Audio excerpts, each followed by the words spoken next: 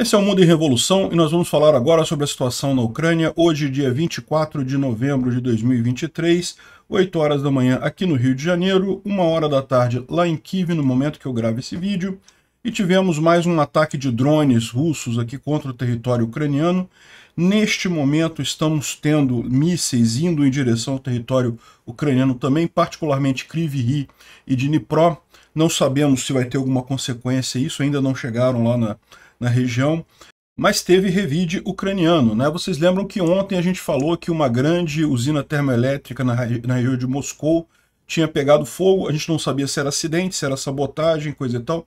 Hoje, outra usina termoelétrica na região de Moscou pegou fogo. Fica mais provável a possibilidade de um ataque ou de uma sabotagem qualquer ucraniana aqui, sistematicamente visando as usinas termoelétricas na região de Moscou. A gente não sabe se é isso, podem ser 2 acidentes em 2 dias seguidos, mas fica pouco provável isso, né?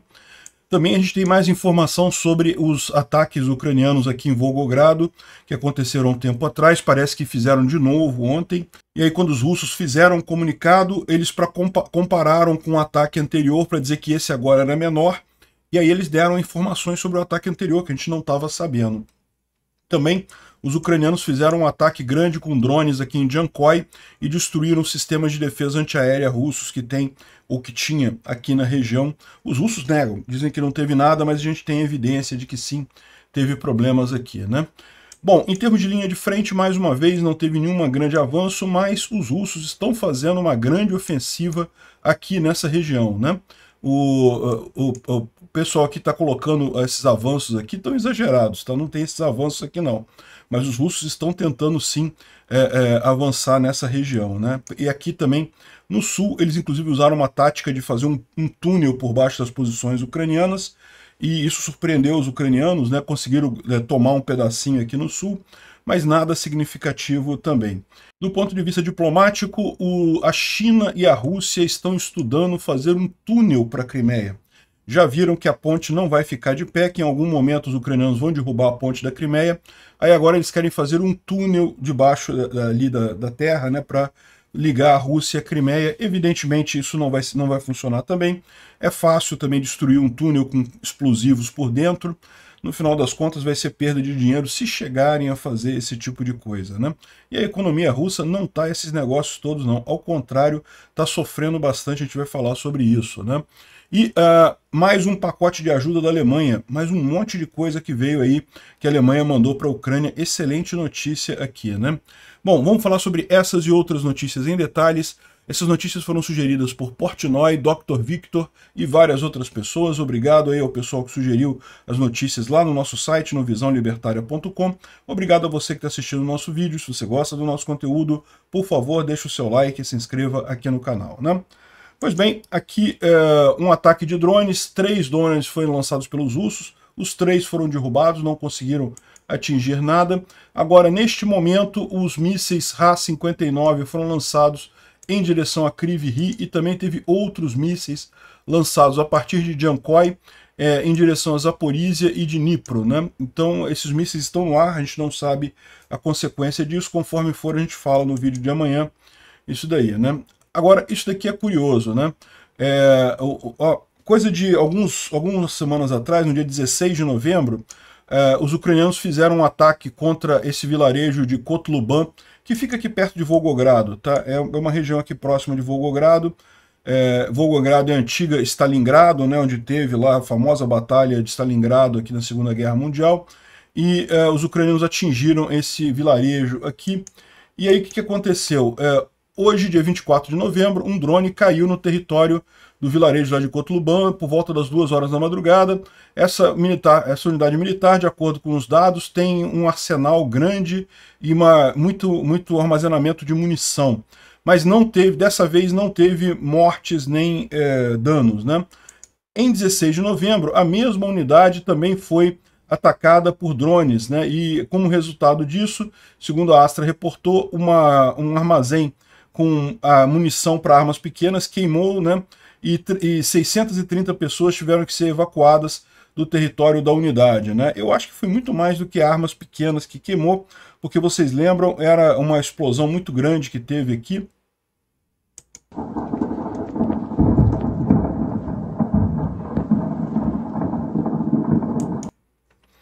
mas de qualquer forma a gente tem informação aí dessa explosão naquela unidade que de novo tentaram hoje. Hoje, aparentemente, pelo que estão falando, não conseguiram, mas também podem estar mentindo também, né? O que a gente sabe que aconteceu é isso daqui, ó, a subestação elétrica Chagino tá pegando fogo ali no sul de Moscou. Ontem também teve uma outra estação também que estava pegando fogo, também a gente falou isso, né, uma termoelétrica. Essa aqui agora, essa aqui é a termoelétrica, a estação de subestação ligada à termoelétrica, tá? E agora está pegando fogo nessa daqui. A gente não sabe se isso daí é uma coisa coordenada, mas parece que sim, né? Faz todo sentido a Ucrânia atacar o sistema elétrico da Rússia. A gente sabe que tem ucranianos infiltrados no território russo e fazendo esse tipo de sabotagem. Então é provável que tenha sido isso mesmo. Bom, agora o grande assunto de ontem para hoje foi justamente as explosões que aconteceram ali na área de Jankoy. Jankoy é uma cidade ucraniana aqui na Crimeia, ocupada pelos russos, e os russos usam essa cidade aqui, principalmente o aeroporto aqui de Jankoy, como uma grande base para operações aqui, né? Dá para ver que é uma cidade realmente que fica no entroncamento aqui de várias linhas férreas, várias linhas rodoviárias também, várias estradas. Então é uma base muito importante. Volta e meia os ucranianos fazem ataque aqui nessa base.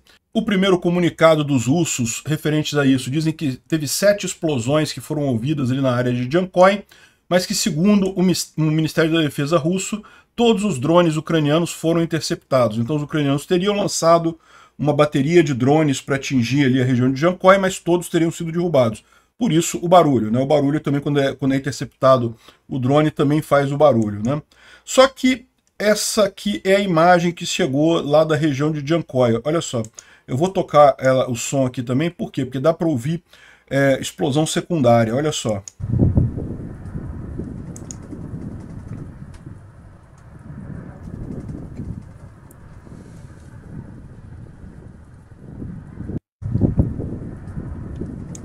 Dá para ouvir bem lá no fundinho a explosão secundária, muito incêndio ali na região. E segundo diz o Noel Reports aqui, foi dito que esse ataque em Jankoy, na Crimeia ocupada, isso destruiu um lançador de defesa antiaérea e um complexo de radar que foram destruídos ali na unidade russa ali da região, né? Segundo o Ministério Russo da Defesa, vários drones foram derrubados lá na região, mas pelo visto teve mais do que isso, teve drone que atingiu também, né? E de fato a gente tem também a informação aqui de conversa capturada entre russos ali na região, que primeiro eles falaram que, olha só, que a defesa antiaérea derrubou 13 drones, né? E aí depois capturaram essa informação aqui, ó, que até aqui as informações são de 3 vítimas, teve 4 explosões no território da unidade militar e não tem outras informações por enquanto. Eles enviaram um segundo ataque, mas não conseguiram atingir o território da unidade, segundo estão dizendo os russos aqui, né? Mas como vocês podem ver, teve coisa pegando fogo ali no final das contas, ou seja, teve sim um ataque grande aqui. A gente não tem ainda a confirmação completa do que foi atingido, mas como a gente viu, aparentemente foram sistemas de defesa antiaéreo ali naquela região, né? Além disso, aqui em Zaporizhia, o pessoal está mostrando aqui uma casa que foi destruída em algum ataque ucraniano. A gente não sabe exatamente quando que foi isso, porque volta e meia a gente faz esse negócio, né? Ah, não, teve grandes explosões ouvidas em Tokmak, ou grandes explosões ouvidas em Melitopol. A gente não sabe, pode ser que seja uma dessas explosões dos dias passados aí. Foi justamente essa região aqui que os russos estavam usando como quartel-general, como local de descanso de tropas, e acabou atingido aqui pelos ucranianos, né? E hoje, de novo, a gente tem explosões acontecendo em Melitopol. Então tem a imagem aqui de que teve mais alguma coisa atingida em Melitopol, né? É pouco provável que seja essa casa aqui que eles estejam se referindo, porque isso aqui parece ser ataque de alguns dias atrás já, então não parece ser essa mesma explosão. Mas alguma outra coisa explodiu ali em Melitopol também na mesma região, né? E no dia 16 de novembro a gente teve a confirmação agora que o Alexander Slisarenko, que é um traidor lá russo, né? Também fazia parte da administração da região de Kharkiv, ele foi explodido e acabou morrendo dos ferimentos que aconteceram, né? Mais um trabalho dos partisãos ali na região. E por falar em partisão, saiu até no New York Post agora a quantidade de russos que está sendo envenenada por bebidas e comidas com arsênio, né?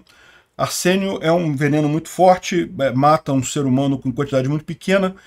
Você pode colocar uma quantidade pequena que não dava nem para sentir o gosto diferente da coisa e mata a pessoa, né? Aparentemente os ucranianos estão fazendo isso com bastante frequência ali na região de Zaporizhia.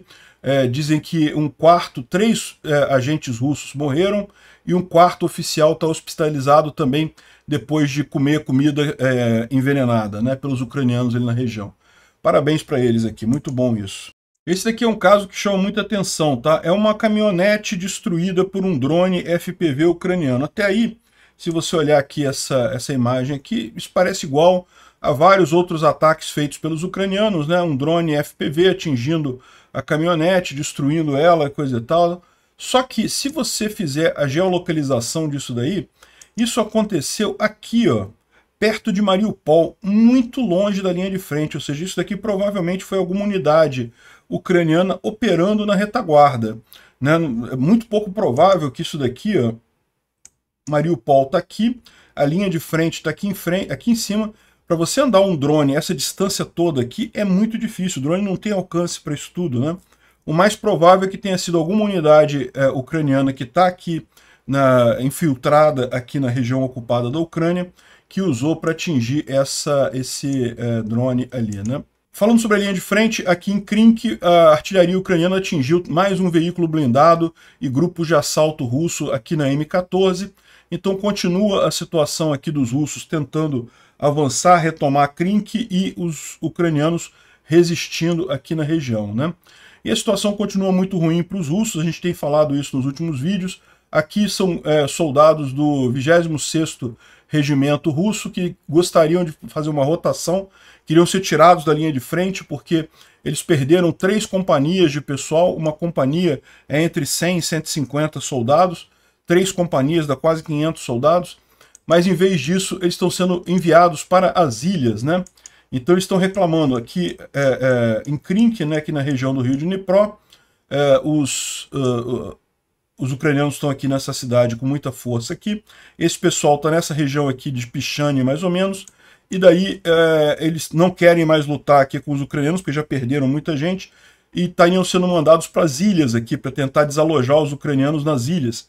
Pior ainda, né, mais difícil ainda. Estão reclamando ali, mas não consta que vão ter a vontade atendida não, né? Inclusive saiu um aviso aqui do comando russo na região que o Teplinsky está querendo organizar trazer reservas e punir os comandantes que estão reclamando ali na região. Então o que ele está falando aqui, ó, brevemente sobre a direção de Kherson. Em dias recentes, o comando do grupo de Dnipro, o Teplinsky, supostamente, a gente não sabe, dizem que ele está ferido, dizem que ele está transtornado mentalmente, não sei, mas, enfim, imagina-se que seja isso. Ele começou a fazer a tarefa de estabelecer disciplina e ordens administrativas nas unidades que estão na linha de frente, né? Em particular, os oficiais que violarem as regulamentações e negligenciarem suas unidades definidas terão a oportunidade de tentar eles próprios entre os seus soldados lá na linha de frente. Muitas tropas estão reclamando justamente que os comandantes mandam as tropas lá para acabarem sendo destruídas na linha de frente, então ele está querendo que os comandantes vão junto com as tropas para serem destruídos também. Não vejo problema nenhum, eu tenho certeza que a Ucrânia vai gostar disso. Em adição, reforços frescos chegaram da retaguarda, muito bem equipados e treinados, e estão dizendo que vai ter trabalho de boa qualidade, né? Enfim, aí ele fala aqui, ó, do meu lado, eu gostaria apenas que o comandante prestasse atenção na questão dos drones FPV. Estão realmente sendo bastante chatos para os nossos rapazes, né? Bom, eles estão dizendo que estão trazendo reservas. Isso, na verdade, é uma coisa boa para a Ucrânia, porque estão tirando reservas de algum outro lugar. Seja da frente ali de Orihivy, seja de Avdiivka, mas de algum lugar eles estão tirando reservas porque eles simplesmente não têm outras além dessas, né? Então, estão mandando ali para Krink. Vão conseguir alguma coisa? Acho que não, mas vamos ver o que vai acontecer nos próximos dias, né? Aqui também, ó, tem uma mensagem de alguns russos também reclamando da região ali, ó. A situação em Krink continua a ser, para falar de maneira cândida, de maneira simples, totalmente ferrada e não tem força, não tem como silenciar uma merda deste tamanho. Nossos rapazes estão lutando por sua vida, não por sua vida, mas por sua morte, com um inimigo que continua a crescer sua força ali na área, né? Ou seja, está dizendo aqui que os ucranianos continuam a reforçar a posição ali. A situação é controlada de acordo com muitos especialistas, mas muitas evidências de campo indicam que há negligência e selvageria de alguns líderes militares e comandantes de unidades individuais. A falta de equipamento de reconhecimento força você a atacar de forma cega e todo reconhecimento acaba sendo reconhecimento em combate, né? Ou seja, reconhecimento em força. Está claro que os ucranianos, em contato direto com nossos soldados, não foram retirados de lá, mas os nossos rankings estão sendo extintos por drones FPV e artilharia ajustados do céu por drones, né? Os olhos são constantemente sobre as nossas posições e, da nossa parte, cada vez menos drones, cada vez menos problema, cada vez menos capacidade aí, né? Ele fala que reconhecimento por drones é necessário e tem cada vez menos deles com os russos, né?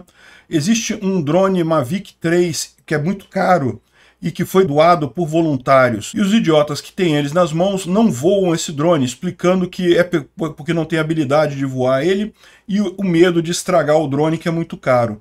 Ao invés de dar para outra unidade que consegue voar a coisa, tem 1000 razões para dar isso para outra unidade, eles acabam deixando esse drone acumulando poeira e as pessoas morrendo ali na linha de frente, né? Além disso, as unidades de assalto constantemente sofrem perdas por alcoolismo e descuido, né? Fogo amigo é quase permanente. A falta de comunicação com os vizinhos e, lembra, no meio dos arbustos é difícil você ver quem é que está do outro lado, acaba um disparo de metralhadora, são 100 cartuchos, isso em 5 segundos, né? O medo da antecipação dos ucranianos faz com que os russos atirem rápido. E nessa loucura acabam matando outros russos que estão chegando próximos deles ali, né? Realmente impressionante. Ninguém conseguiu ainda descobrir como lidar com isso, nem os comandantes, nem a liderança de acima. O comando requer cada vez mais que você continue ganhando, né? Requer resultados a qualquer custo. Mas ninguém tem nenhuma ideia de como trabalhar no campo com a eliminação constante de pessoal, a chegada de cada vez mais cartuchos de artilharia, né? Enfim, um monte de problemas que eles têm aqui, né? Como a gente viu o discurso aqui do Teplinsky, ou supostamente de quem está no comando, eles estão tentando trazer reservas para lá, mas vamos ver, a situação está realmente muito ruim. Bom, falando ali na região de Robotny e Verbove, os ucranianos avançaram alguma coisa para o sul e para o oeste, então avançaram em direção a Kopani um pouquinho, e em direção a Novoprokopivka também chegaram novamente aos arredores da cidade, né? A gente está falando aqui dessa região aqui, da contraofensiva ucraniana, aqui em Robotny. Os ucranianos tinham chegado já aqui nos arredores de Novoprokopivka, mas teve uma série de contra-ataques e coisas nesses últimos dias aqui. Hoje eles retomaram tudo, estão de novo aqui, já batalhando dentro de Novoprokopivka, bem na fronteira por ali, né? Aqui esse vídeo mostra um tanque russo, na verdade um blindado russo que explodiu ali na direção de Zaporizhia, segundo estão dizendo, em Novoprokopivka. Essa explosão aqui, eles fazem aqui a geolocalização exatamente ali naquele ponto, bem nos arredores de Novoprokopivka, onde os ucranianos chegaram novamente ali, né? Bom, em Avdiivka a situação está crítica. Aqui o exército russo começou a terceira onda de assalto próximo a Avdiivka, botou mais um monte de gente, 40 mil soldados para morrer ali. Mas é lógico, isso é difícil para os ucranianos também, porque por mais que morram 20 russos para cada ucraniano, se eles botarem pessoal de forma indefinida ali, uma hora eles avançam, né? E o que a gente está vendo é justamente que uma das táticas que eles usaram foi cavar um túnel em direção à zona industrial no sul ali de Avdiivka e detonaram uma bomba de 500 libras, né? Para abrir um buraco para cima, e aí conseguiram fazer um assalto na retaguarda dos dos ucranianos, pegaram os ucranianos de surpresa aqui, né? Conseguiram tomar alguns prédios naquela área ali. É uma coisa preocupante essa tática russa, mas não consta que eles consigam fazer isso com muita frequência não, né? Os russos estão falando aqui num Telegram, aqui, dizendo que, olha só, a coisa está esquentando em Avdivka, começou a fazer um grande ataque, né? As janelas estão tremendo, na última hora lançamos mais fogo, né? Mais artilharia do que nas últimas 24 horas. E está vindo uma grande quantidade de gente, né? Muito mais, o Armagedon está acontecendo aqui, não sei o que lá. Mas os russos têm falado isso quase todos os dias, né? Que vão fazer um grande ataque, agora vai, não sei o que lá, mas ir mesmo não tem ido, né? Aqui tem a visão dos ucranianos tirando uma bandeira do time de futebol que está num prédio destruído ali na região de Avdivka. O Shakhtar Donetsk é um time de futebol ali da região, eles tiraram a bandeira ali, né? Bom, então teve algum avanço russo aqui no norte e aqui no sul também, como a gente falou, de Avdivka, né? Aqui no sul teve algum avanço russo aqui e também aqui no norte. Esse mapa aqui, esse exagero que tem do lado de cá, isso não procede, tá? Mas aqui para o norte, sim, eles avançaram alguma coisa aqui na direção de Novokalinov, aqui onde estão brigando aqui, né? Também em Bakhmut, os russos conseguiram tomar o lado leste da ferrovia. Então, aqui mais para cima, aqui, nessa região aqui, os ucranianos já tinham ultrapassado a ferrovia, já tinham tomado coisas aqui, acabaram retrocedendo até a ferrovia novamente. Os russos retomaram até ali, mas também não conseguiram avançar mais do que isso, né? Uma coisa que os russos têm reclamado muito, tá aqui, ó, é justamente a questão da guerra eletrônica, né? Os drones, eles estão reclamando muito dos drones. A gente viu lá em Krink, mas não é só lá em Krink, é em toda a linha de frente. Então aqui o pessoal está falando sobre Svatov, Kriminá, Kupiansk, ou seja, a linha de frente aqui em cima, né? Que os russos continuam tentando avançar, mas estão sofrendo muita perda aqui. E daí eles falam que as perdas, tanto nossas quanto dos ucranianos, com drones FPV, são muito tangíveis, né? São muito grandes, né? Veja, é um russo falando aqui, ele não sabe as perdas ucranianas.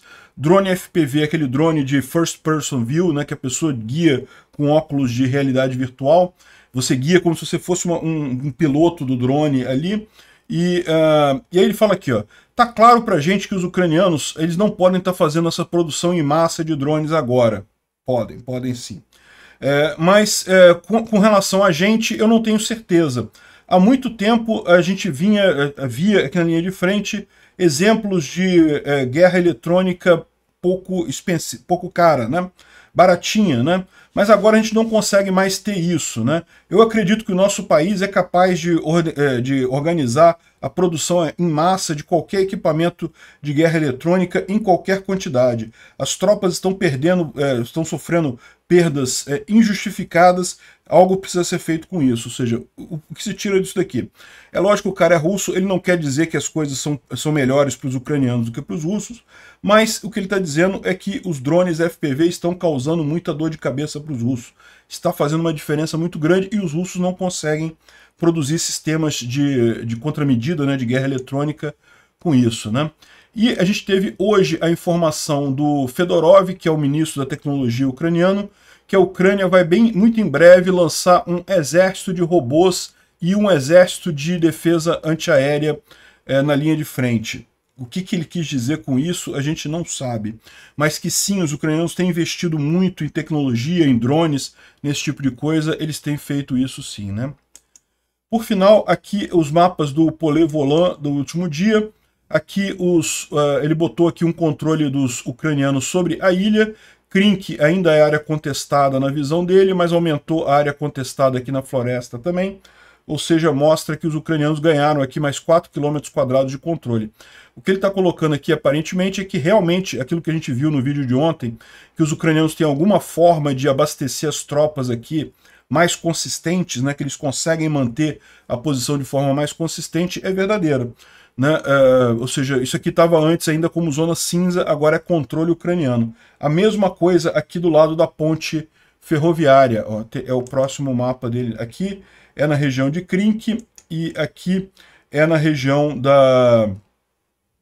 de Pichanivka, Poima. a região da ponte ferroviária aqui, né?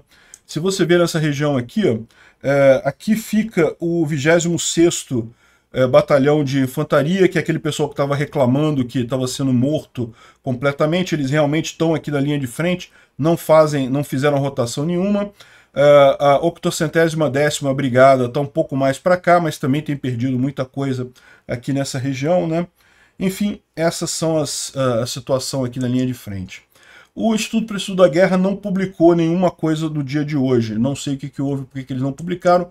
Provavelmente porque, como eu falei para vocês, estamos na época da lama, então muito pouca coisa está acontecendo. Assim, tem muita briga, muita gente está morrendo, mas avanços mesmo são pouco prováveis agora, né? Isso daqui, ó, é uma visão de um vilarejo às margens do reservatório de Nova Kakhovka. Tá vendo aqui? Ó, olha só, virou um pasto aqui, virou uma grande área verde, onde era o reservatório, né? É lógico, agora vai entrar um inverno, o chão vai congelar, é possível que dê para passar por essa região aqui com relativa facilidade, né? Os ucranianos vão fazer alguma coisa? Não sabemos. A gente tem a informação de que oficiais russos e chineses estão discutindo a criação do projeto do túnel da Crimeia, né? Eles já viram que a ponte da Crimeia não vai sobreviver por muito tempo. Os ucranianos estão dando uma folga agora, por quê? Porque destruir uma ponte dessa, o ideal é que você faça antes de fazer uma grande operação, né?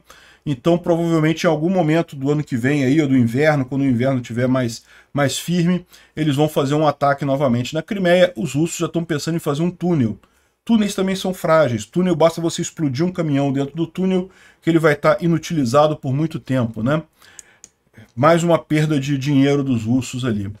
A Índia começou a recusar navios de carga russos, né, navios de petróleo, petroleiros russos, que estavam carregando óleo, justamente porque os Estados Unidos, no último mês, impôs uma sanção para petroleiros que foram pegos vendendo petróleo acima do teto de $60, né?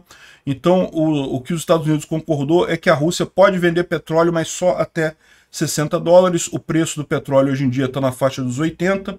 Então eles só podem vender até 60. E o que eles estão fazendo agora é, se um petroleiro for pego vendendo petróleo acima de $60, petróleo russo, aquele petroleiro, aquela empresa que fez a venda, ela é sancionada pelo Ocidente. Então a Rússia não tá, a Índia não está aceitando mais esse petroleiro, mesmo vendendo abaixo de 60. Por quê? Porque esse petroleiro antes vendeu acima de 60, então ele está sancionado pelos Estados Unidos. Agora parece que eles não sabem o que fazer com o petróleo. A Rússia está pensando em despejar no mar o petróleo ali na região. Isso vai causar mais um grande problema por ali, né? E isso vem em conjunto com outro problema que a Rússia tem. A gente já falou desse problema, mas ele está se agravando, que é o fato de que a Rússia não tem o que fazer com rúpias, né?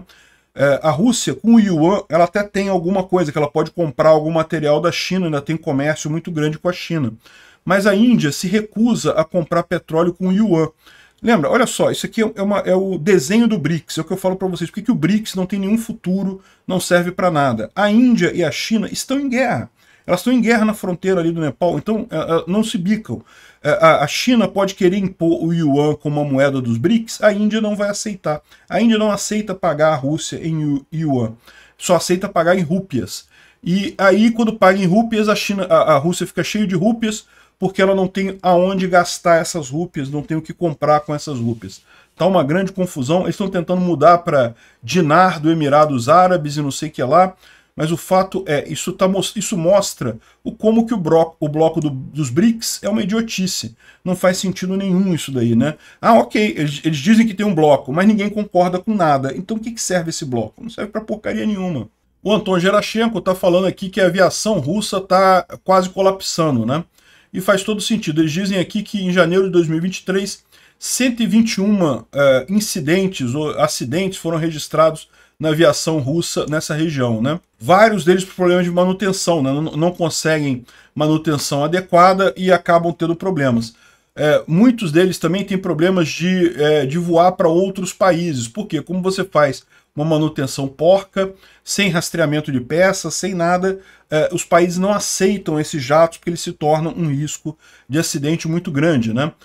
A Rússia vai levar muito tempo, mesmo que, vamos supor, o Putin tenha amanhã a ideia de tirar todas as tropas, acabar com essa guerra, a Rússia vai levar muitos anos para voltar a ser um país viável, né?